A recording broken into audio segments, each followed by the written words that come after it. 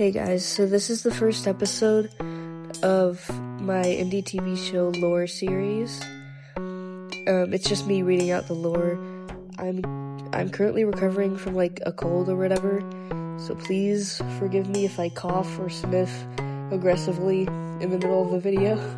I'm gonna try to make it like the best quality I can with this phone microphone and background sounds, but I'm going to be reading out from a lore document, and I'm going to try to make it immersive, so here we go. Nevyrdyne is the afterlife for those who have died after a tragically short life. There they are reborn, and they live out the rest of their life in the paradise that Nevyrdyne is. It was meant to be a paradise. The Divine. The Divine are the fantastical gods and goddesses of the realm where Nevyrdyne stands. They live in big castles in the clouds called the Divine Dwellings. There is a divine to represent every concept present in Nevyrdyne. A divine's level of power is represented by their amount of arms. A god with 14 arms has the highest power possible for any being to have. This honor only belongs to the Zodiac Angels, who rule over the divine. The most powerful divine that isn't a Zodiac Angel is Lucine, the goddess of the moon, the stars, and of creation. She created Nevyrdyne out of the good of her heart and the empathy that she has for the poor children who lose their lives on earth. This is a quote. Lucine, bless me with thine generosity, so I may forever live in the peace you've created for us, for humans and the others, and protect me from the dark that infects my mind. The first reborn, 1000 BSS, before the seizure of the sun. The moon and her lover. A long time ago, before the stars shone, the sky was all around and the divine wandered alone. In the vast empty space, the moon saw a light with golden red rays, and they wed after many nights. They shared the sadness of earth from their stories, so they made their own world of paradise and glory. Their love and peace was stolen by dark Never around the stars, who took the rayed light, now a hostage behind bars. The peace of their Dyne has faded ever since, and can only be restored by the scarred prince. The tale of the moon and her lover. Dyne and Never are archaic terms meaning world and death, respectively. The Residents. There are many different species on Nevyrdyne that are sentient. Humans are one of them, of course, but if a human is born in Nevyrdyne originally, they will be horned humans, meaning they're born with horns. There are also sirens, harpies, centaurs, selkies, vampires, changelings, and fairies. Harpies. Harpies are bird people. At adulthood, they are on average approximately 6 feet tall. They have a wingspan of approximately 15 feet. They have feathers on their whole body except for their faces and beaks, which are made entirely of a quote-unquote mask of bone. Their wings are separate from their arms, which they can sometimes have 4 of. Their diet consists of mainly plants and fish, and sometimes red meat if they are intolerant, which is very common. Most are very averse to consuming poultry for understandable reasons. Now here is sirens. Sirens are amphibian people.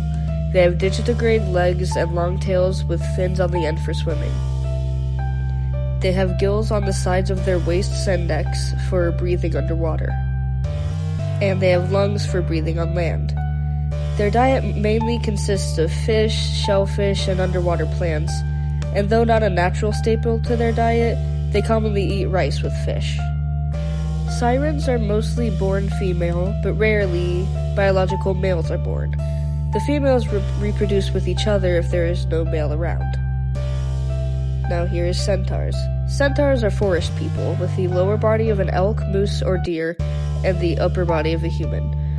They have antlers, deer ears, and deer noses. They live in small village tribes in deep forests, their houses being under trees. They commonly look over changelings, sometimes even letting them live in their villages.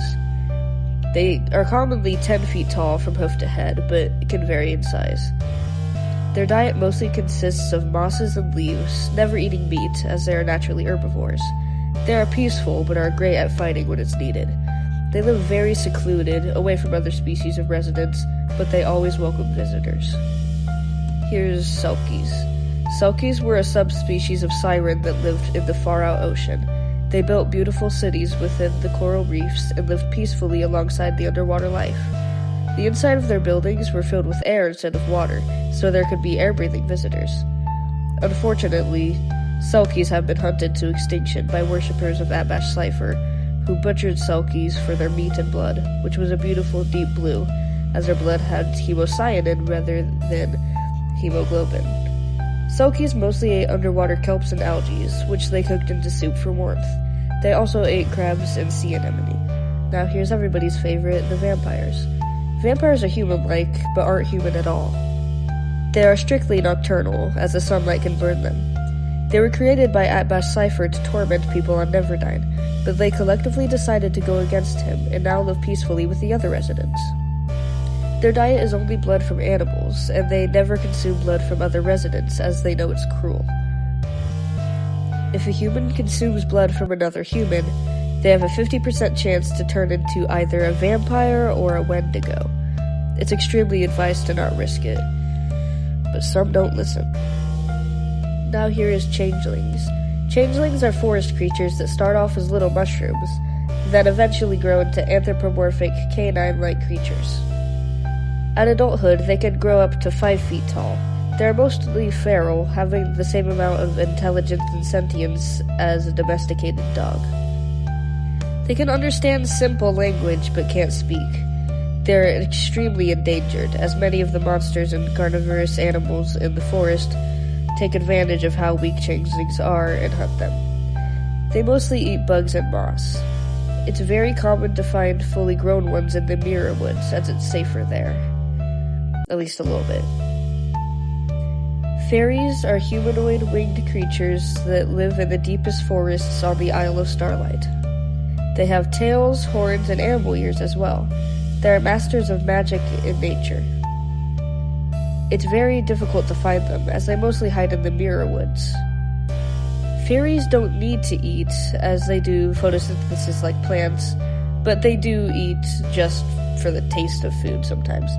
They are peaceful and benevolent, but quite mischievous at times. Magic. Magic is a very complex thing in Nevyrdyne. It includes spells, potions, enchantments, and abilities. Some magical things are forbidden, of course, like harmful powers, dangerous spells, curses, or toxic elixirs. Some things are only for certain people, like doctors, to use. Spells are chants that can cause a certain thing to happen. Anybody can do them, but people more skilled in magic have a higher chance of the spell being effective.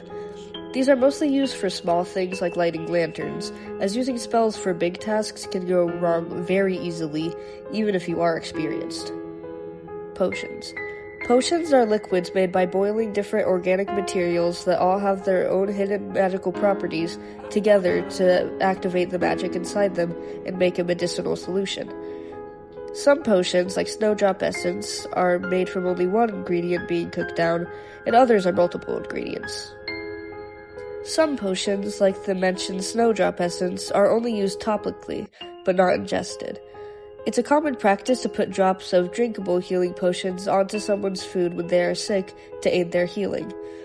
I need that right now. Some potions are toxic and are forbidden to make. Enchantments. Enchantments are magical properties applied to inanimate objects. For example, making a weapon unbreakable, or making something be able to float in midair without any help. It's strictly forbidden to enchant a sentient living thing, and also to animate a non-living thing into life, unless it's an automaton with natural, livable, and non-painful anatomy.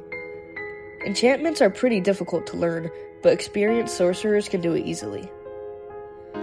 Abilities. Some people are born with magical abilities, and they can also be learned. These abilities include kinetic abilities. For example, hydrokinesis, pyrokinesis, aerokinesis, telekinesis, and many, many others. It takes a very long time to master an ability if you're not born with it, but anyone can do it. In fact, the schools in Nevyrdyne teach ability courses, along with other magics. Alright, that's gonna be it for today's episode, because I realized that I didn't have that many slides, and I need to make more. I mean, that's not all the slides I have, that's about half. But I feel like the length of this video, whatever it is, it's gonna be the average length. And also, just so everybody knows, this isn't like final. This is kind of like a first draft. I have started writing the first episode, but of course it's like the first draft. It's not like the version that's gonna be published in 10 years or whatever. If you're watching this in 10 years, hi. Anyways, yeah, none of this is final, but most of it is. It's gonna be mostly the same. I've worked on this for 5 years now. That's like a long time. So, it's pretty, like, completely done. It's just gotta go to college first to publish it, you know? So yeah, I'm probably gonna do the second episode once my voice gets better. I probably won't hold on to that promise, because I'm probably just trying to rush through it and get it done tomorrow or something. I probably shouldn't, though. But thanks to all who support me. Y'all are awesome. I don't really know how to end this, so I don't know. Bye. Here's a Will Wood song or something.